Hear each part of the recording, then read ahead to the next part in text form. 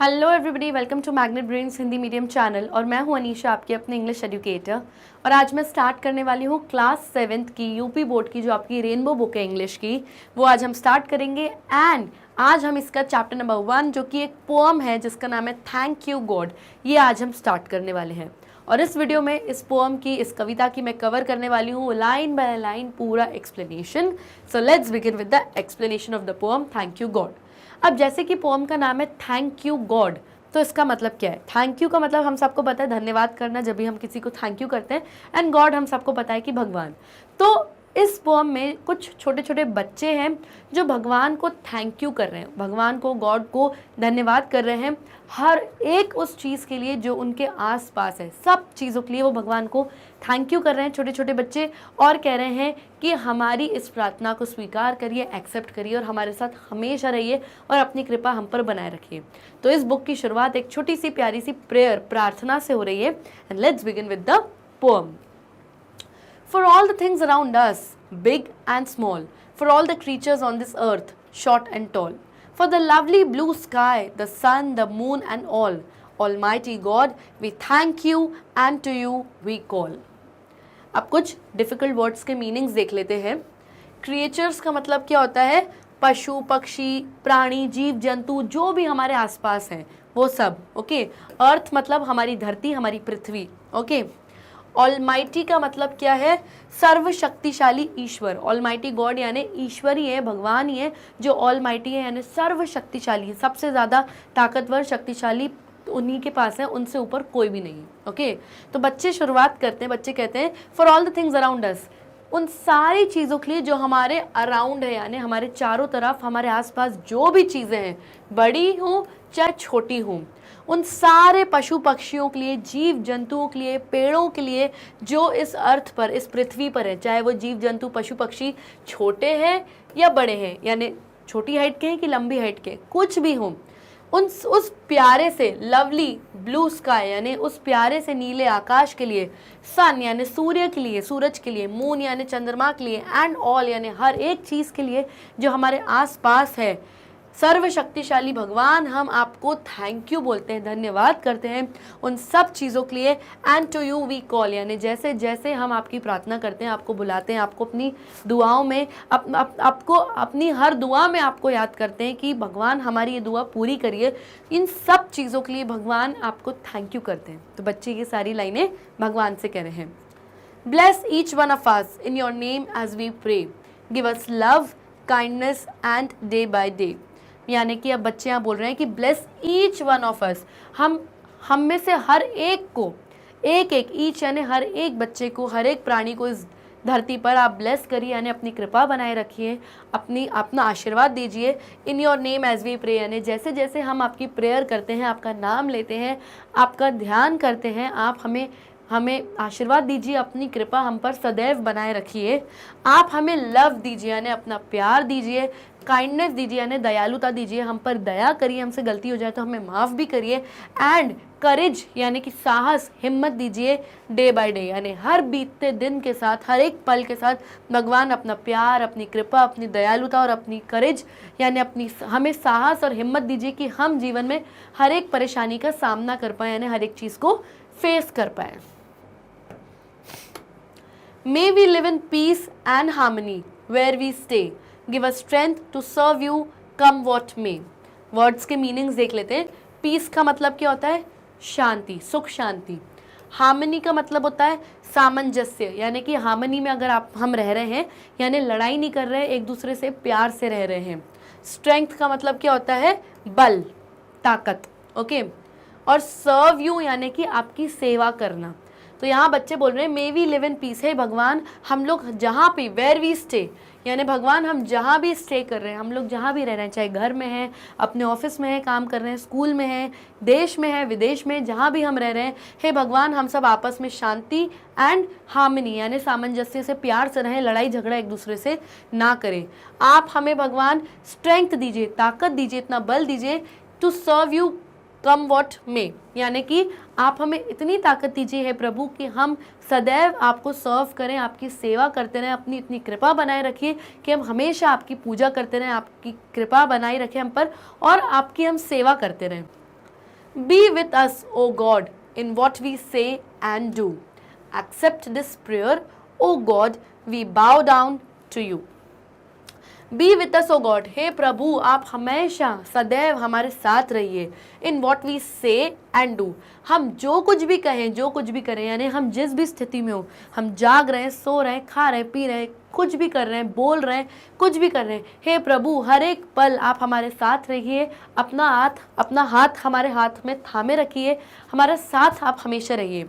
Accept this prayer, और बच्चे आखिर में कहते हैं कि प्रभु ये जो हमारी प्रेयर है, ये जो हमारी प्रार्थना है आपसे, उसे एक्सेप्ट करिए, यानी उसे आप स्वीकार करिए, उसे आप स्वीकार करिए। हे प्रभु, ओ गॉड मतलब हे प्रभु, we bow down to you. Bow down यानी कि झुकते हैं, हम आपके सामने हाथ जोड़कर झुकते हैं, आपके सामने नमन करते हैं कि हमारी इस प्रार्थना को स्वीकार करिए। हम बच्चों पर, हम देश विदेश दुनिया के धरती के सभी जीव जंतुओं, प्राणियों पे, इंसानों पे अपनी कृपा, अपना आशीर्वाद आप सदैव बनाए रखिए और हमारे साथ हमेशा रहिए। ओके, सो ये बच्चों द्वारा एक छोटी सी प्रेयर से शुरुआत की गई है इस बुक की। Questions and answers. Question number 1, what are the things for which we should thank God. वो कौन सी थिंग्स हैं, यानी वो कौन सी ऐसी चीज़ें हैं जिसके लिए हमें गॉड को यानी भगवान को हमेशा थैंक करना चाहिए, यानी थैंक यू बोलना चाहिए, धन्यवाद करना चाहिए भगवान का। तो पोएम के हिसाब से we should thank God for all the things around us, all the creatures on this earth and all the things in the universe. तो बोला जा रहा है कि वी शुड थैंक गॉड, हमें भगवान को थैंक यू बोलना चाहिए, धन्यवाद बोलना चाहिए सारी चीज़ों के लिए। ऑल द थिंग्स अराउंड अस यानी हमारे चारों तरफ, हमारे आसपास हर एक चीज़ के लिए हमें धन्यवाद करना चाहिए, थैंक यू करना चाहिए। हमें सारे क्रीचर्स इस धरती पर, इस पृथ्वी पर, अर्थ पर जितने भी क्रीचर्स हैं, यानी जीव जंतु, पशु पक्षी, इंसान जो भी हैं, सबके लिए हमें धन्यवाद करना चाहिए, क्योंकि कहीं ना कहीं हर एक चीज़ हमारे यूज़ की है, हमारे काम की है। एंड हमें धन्यवाद करना चाहिए उन सारी चीज़ों की जो इस यूनिवर्स में, यानी इस पूरे ब्रह्मांड में, इस पूरी दुनिया में जितनी भी चीज़ें, हर चीज़ के लिए भगवान को सिर्फ थैंक यू, शुक्राना, धन्यवाद ही हमें करना चाहिए, हर चीज़ के लिए। Okay, next, what are we asking God to give us. हम भगवान से क्या आस्क कर रहे हैं, यानी भगवान से हम क्या मांग रहे हैं कि भगवान हमें ये गिव कर दो, यानी हमें ये चीज़ आप दे दीजिए। So the answer is we are asking God to give us love, kindness and courage day by day. हम भगवान से ये मांग रहे हैं कि डे बाय डे, यानी हर बीतते हुए दिन के साथ आप हमें अपना प्यार दीजिए, काइंडनेस दीजिए, यानी दयालुता दीजिए। हमसे कोई गलती हो जाए तो आप तो दया के सागर हैं, हम पर दया करके हमें माफ़ कर दीजिए। और हर एक मुश्किल का सामना करने के लिए हमें करेज यानी साहस, हिम्मत दीजिए, ताकि आपके प्यार, आशीर्वाद, आपकी कृपा से, आपकी दया से, आपकी दी हुई हिम्मत से हर दिन पर दिन हम अपने जीवन में सफलता प्राप्त करें, सक्सेसफुल हो जाएं। Okay, next question, what does live in piece and harmony mean. आपकी पोएम में एक लाइन है live in piece and harmony. इस लाइन का यानी मीनिंग क्या है, मतलब बताना है हमें। पीस का मतलब होता है शांति, और हार्मनी का मतलब होता है सामंजस्य, यानी कि जब लोग आपस में लड़ाई झगड़ा नहीं करें, प्यार से रहें जहाँ भी रहें। Okay, so the answer is living in peace and harmony means that we should not fight with others and should cooperate with others in every matter so that there is peace and harmony everywhere. तो answer में ये बोला जा रहा है कि living in peace and harmony का मतलब ये होता है कि हम लोगों को आपस में फाइटिंग यानी लड़ाई झगड़ा नहीं करनी चाहिए एक दूसरे से, और हमें एक दूसरे से कोऑपरेट करना चाहिए, यानी एक दूसरे से तालमेल मिला के चलना चाहिए हर मैटर में, हर पॉइंट में। चाहे आप घर में हो, अपने ऑफिस में हो, देश में हो, विदेश में हो, ट्रेन में जा रहे हो, कहीं भी जा रहे हो, कहीं पर भी हो, wherever you are staying, जहाँ भी आप रह रहे हो, फैमिली में, अपने खुद के परिवार में एक दूसरे से कोऑपरेट करना, यानी तालमेल मिला के एक दूसरे से बैलेंस, एक संतुलन मिला के आपको चलना पड़ेगा, ताकि हमेशा शांति बनी रहे घर में, परिवार में, ऑफिस में, देश विदेश, आपकी काम की जगह में, और हार्मनी रहे यानी सामंजस्य रहे, यानी सुख शांति और शांति का वातावरण बना रहे। जब लोग लड़ाई झगड़े नहीं करेंगे तो अपने आप शांति एंड हार्मनी का जो इन्वायरमेंट है हर जगह बन जाएगा। Okay, next question, what does the poet, why does the poet want strength. जो हमारी इस पोएम के पोएट है यानी जो कवि हैं, उन्हें स्ट्रेंथ क्यों चाहिए, यानी बल, ताकत क्यों चाहिए भगवान से। So the answer is the poet wants strength in order to serve God in every situation. जो पोएट हैं इस पोअम के, जो कवि हैं, उनको इसीलिए स्ट्रेंथ, इसीलिए ताकत, इसीलिए बल चाहिए भगवान से, ताकि वो हर सिचुएशन में, हर स्थिति में, हर पल में भगवान को सर्व कर पाए, यानी भगवान की सेवा कर पाए। पोएट कहते हैं कि भगवान आप मुझे इतना बल दीजिए, इतनी ताकत दीजिए कि हर पल, हर स्थिति, हर सिचुएशन में मैं चाहे जैसा भी हूँ आपकी सेवा कर पाऊँ, इसीलिए मुझे आप ताकत दीजिए। Next, What does the word Almighty mean in the poem? आपकी पोअम, आपकी कविता में एक वर्ड यूज हुआ है Almighty। इसका मीन यानी इसका अर्थ, इसका मीनिंग क्या है? So the answer is it means God who has the greatest power and immense strength। तो Almighty का मतलब है सर्वशक्तिशाली ईश्वर। Almighty का मतलब होता है गॉड, यानी Almighty हम सिर्फ भगवान को ही कहते हैं, क्योंकि भगवान ही वो है जिनके पास ग्रेटेस्ट पावर है, जिनके पास जो सर्वशक्तिशाली है, जिनके पास इमेंस स्ट्रेंथ है। इमेंस यानी हद से ज़्यादा, बहुत सारी ताकत है जिसकी कोई तुलना ही नहीं कर सकता, और वो चाहे तो क्या ना कर सके, सब चीज़ें कर सकते हैं भगवान। इसीलिए कहते हैं हमेशा भगवान की पूजा पाठ करिए, ताकि वो अपनी कृपा आप पर हमेशा आपको अपना आशीर्वाद बनाए रखें। ओके, तो ऑलमाइटी का मतलब होता है सर्वशक्तिशाली ईश्वर, यानी कि गॉड, जिनके पास जो सर्वशक्तिशाली, सबसे ज़्यादा ग्रेटेस्ट पावर, स्ट्रेंथ, ताकत सब उन्हीं के पास है। Exercises, complete the given stanza from the poem. अब यहाँ पर एक स्टैंजा गिवन है, आपकी कविता का एक स्टैंजा। अब स्टैंजा का मतलब क्या होता है पहले वो समझो। जब हम चैप्टर पढ़ते हैं तो अलग अलग पैराज होते हैं, यानी पैराग्राफ्स होते हैं, लेकिन जब हम पोअम पढ़ते हैं, कविता पढ़ते हैं, तो उसमें हम अलग अलग जो पैराग्राफ्स होते हैं ना, उनको पैरा नहीं कहते हैं, उनको हम कहते हैं स्टैंजा। क्योंकि पैराग्राफ वर्ड जो है हम चैप्टर्स के लिए यूज़ करते हैं, और स्टैंजा वर्ड हम यूज़ करते हैं पोअम के लिए, यानी कि कविता के लिए। तो आपकी पोअम से ही यहाँ पर एक स्टैंजा गिवन है, और आपको वो स्टैंजा को कंप्लीट करना है, यानी फिल इन द ब्लैंक्स करना है। Okay, for all the dash around us, big and dash, यानी कि हमारे आसपास क्या है, for all the things around अस, हमारे आसपास जितनी भी चीज़ें हैं, चाहे वो बिग हैं या चाहे वो स्मॉल हैं। For all the dash on this earth, dash and tall, सारे क्रीचर्स, यहाँ पर आएगा सारे क्रीचर्स इस दुनिया में, यानी सारे जीव जंतु, पशु पक्षियों के लिए जो कि इस धरती पर है, चाहे वो शॉर्ट हैं कि टॉल हैं, क्रीचर्स एंड टॉल।